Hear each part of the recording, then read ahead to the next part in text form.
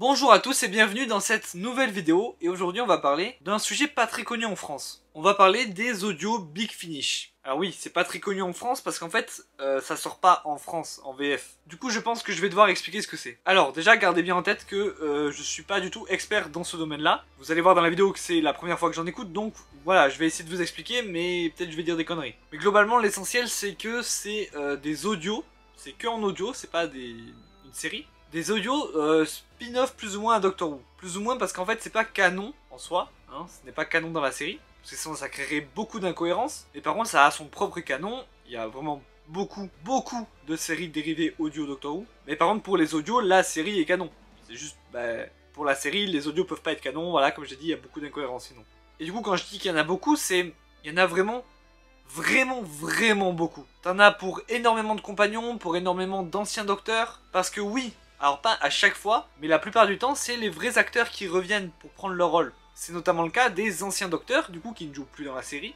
Ils continuent de faire des histoires pour Doctor Who, pour les audios. Mais il y a aussi les acteurs et actrices de River Song, de Jenny, la fille du docteur, la fameuse que tout le monde veut revoir dans la série. Il y a des Big Finish Torchwood, Unit, le maître de la guerre, et des persos encore plus secondaires. Et c'est officiel Doctor Who, hein. Même si c'est pas canon avec la série, c'est officiel, ils en parlent dans le Doctor Who magazine, c'est vraiment officiel du coup.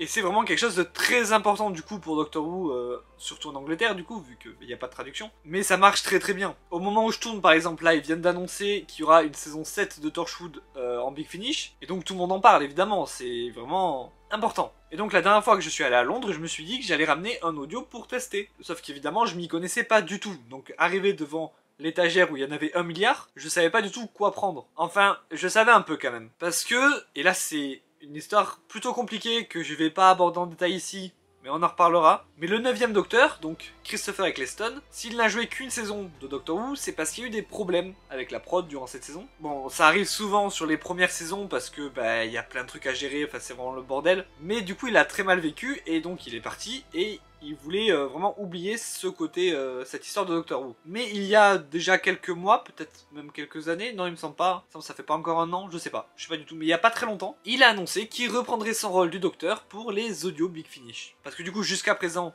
il y avait des audios du 9ème Docteur, mais ce n'était pas Christopher Eccleston qui faisait la voix. Mais du coup, depuis cette annonce, maintenant, les audios du 9ème, c'est lui. Et vous le savez peut-être, le 9ème Docteur, c'est mon docteur préféré. Mais le seul gros point négatif que je lui trouve, c'est qu'il est là qu'une saison. Du coup, si on me dit que je peux avoir d'autres histoires avec lui, évidemment que je signe. Donc en allant chercher un coffret Big Finish pour tester, je savais que ça serait un du 9ème Docteur. Mais il y en a quand même déjà pas mal. Si je compte que ceux avec Christopher Eccleston, je crois qu'il y avait 4 coffrets, un truc comme ça. Sachant que dans les coffrets t'as 3 histoires. En tout cas, dans celui que j'ai pris, il y a 3 histoires. 3 épisodes. Du coup, j'ai pris un peu au pif avec l'image, quoi, la cover. Et donc j'ai pris Odd Friends, donc avec le 9ème Docteur, mais aussi les Cybermen et le Brigadier. Je me suis dit, ça peut être intéressant, une histoire comme ça, sachant que, évidemment, l'acteur du Brigadier est décédé en 2011, du coup, là, c'est un autre acteur qui fait sa voix, mais on en reparlera un peu plus tard. Et du coup, ça, c'est un truc que je ne savais pas. De ce que j'ai compris, c'est les 3 derniers épisodes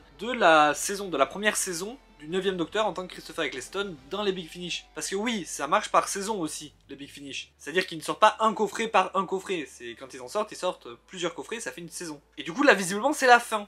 Je savais pas. Donc du coup, ne prenez pas spécialement cette vidéo comme une review de ces épisodes, parce que je le referai sûrement avec toute la saison. Si je dois refaire des vidéos sur les Big Finish, ce que je referai sûrement par saison, sinon on n'a pas fini, hein, je vais faire 1 milliard de vidéos. Du coup je vais quand même en parler évidemment, mais voyez plus ça comme un test des Big Finish en fait, d'une découverte de ce genre de média pour Doctor Who. Ok, du coup il y a 3 épisodes dedans, Fond Farewell, et ces deux-là, donc il y a The Way of the Buryman et The Fourth Generation, qui sont du coup un double épisode, c'est le final de la saison, donc c'est un double épisode, ça se suit. Ah oui, et je vais spoil évidemment ces épisodes, je vais essayer d'en dire le moins possible, mais je vais devoir spoil 2-3 trucs des intrigues. Donc si vous voulez rien savoir, allez directement à la conclusion, voilà, avec les timecodes dans la description, parce que je vais quand même vous donner mon avis sur les Big Finish sans spoil. Et donc je vais commencer par Fond Farewell, je suis désolé, voilà, s'il y a des reflets comme ça, je peux pas trop faire autrement. Donc Fond Farewell, le concept est génial. Le docteur, du coup, qui n'a pas de compagnon, évidemment, parce que, bon, bien que ce soit la fin de la saison Big Finish, on est quand même après la guerre du temps, donc bah, il avait pas de compagnon durant la guerre du temps. Et avant Rose, parce que bah, une fois qu'il rencontre Rose,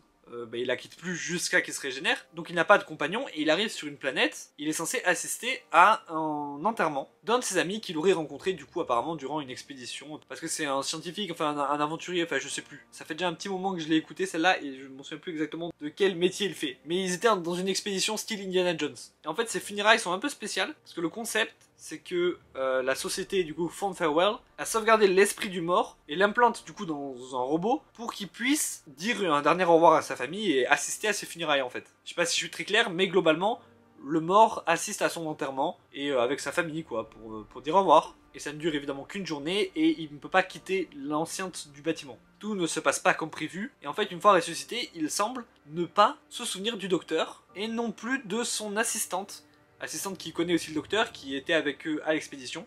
Mais voilà, il se souvient pas des deux en fait. Je trouve ce concept incroyablement Doctor Who-esque. Ça aurait pu être un épisode normal quoi. Il y a du mystère, il y a Anguille sous roche, il y a des trucs pas normaux. Mais surtout, c'était le premier épisode du coup que j'écoutais de Big Finish, donc je savais pas. Mais il y a un générique. Et c'est vraiment comme à l'époque quoi. C'est-à-dire que t'as l'intro au début où il arrive à l'enterrement, il pense assister à un enterrement normal, et puis au moment où t'as le mort qui se réveille, vous avez compris, j'aurais dit une phrase style bienvenue à mon enterrement, et là boum, générique, et le générique de l'époque en plus, de 2005. C'était incroyable, j'avais vraiment l'impression de regarder un épisode. Et évidemment, quel plaisir de entendre la voix de Christopher Eccleston en tant que docteur. Pour moi, c'est le meilleur docteur, donc c'est trop cool d'avoir des nouveaux épisodes avec lui. Et aussi, vu que c'est que de l'audio, ce qui est très important, c'est les musiques. Et les musiques de Fond Farewell sont trop cool. Et d'ailleurs, c'est une histoire qui aurait très bien pu être une histoire de Cyberman. Parce que si vous vous rappelez de la cover, le petit Cyberman là, bah, je me suis dit que ça pouvait être cette histoire. Parce qu'on parle quand même d'une histoire où il y a des ennemis robotiques qui tuent des gens en les électrocutant. Ça parle de souvenirs d'un mort qui serait transvasé dans un robot et qui répète en boucle « I'm still here, je suis toujours là », laissant sous-entendre que derrière la conversion en Cyberman, il est toujours là quoi. Mais non, du coup, c'est pas du tout des Cybermen. C'est pas cette histoire-là, c'est celle d'après. D'ailleurs, le coup de la phrase à répétition I'm still here, c'est très Doctor Who aussi. Les qui a éteint la lumière et Are you my mummy, enfin voilà, il y en a plein des comme ça. Enfin voilà, Fond Farewell, c'est un très bon épisode de Doctor Who, je trouve, et je suis content que ce soit le premier Big Finish que j'écoute. Et après, on passe aux deux autres,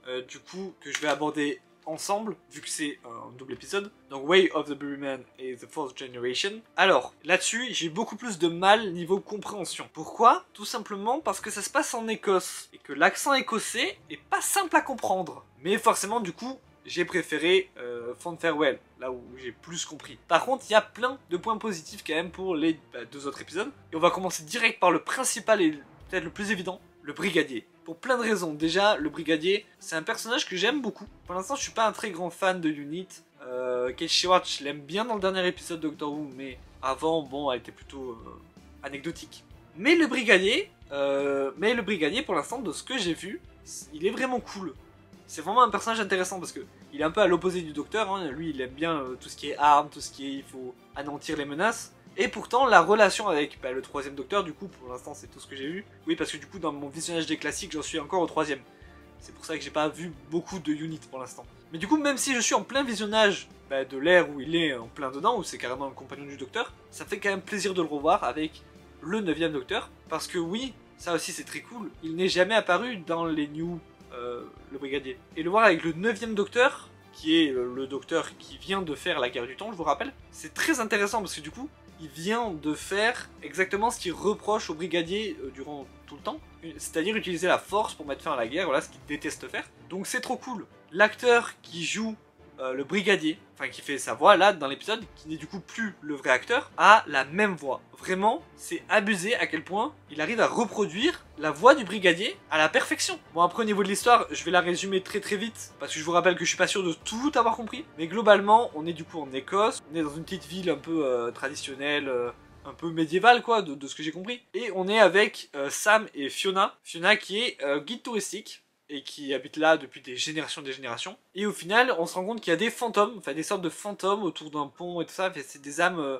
du passé qui sont toujours là visiblement, et en fait, ça devient finalement des Cybermen, enfin on se rend compte que les Cybermen c'est eux, et puis après bon bah voilà, il y a des batailles, et ils arrivent à battre les Cybermen, mais pas en les tuant, mais grâce à un stratagème, mais je vais en parler juste après, donc je vais pas le dire ici. Et le docteur est super sympa, genre le 9ème docteur a vraiment deux phases, enfin...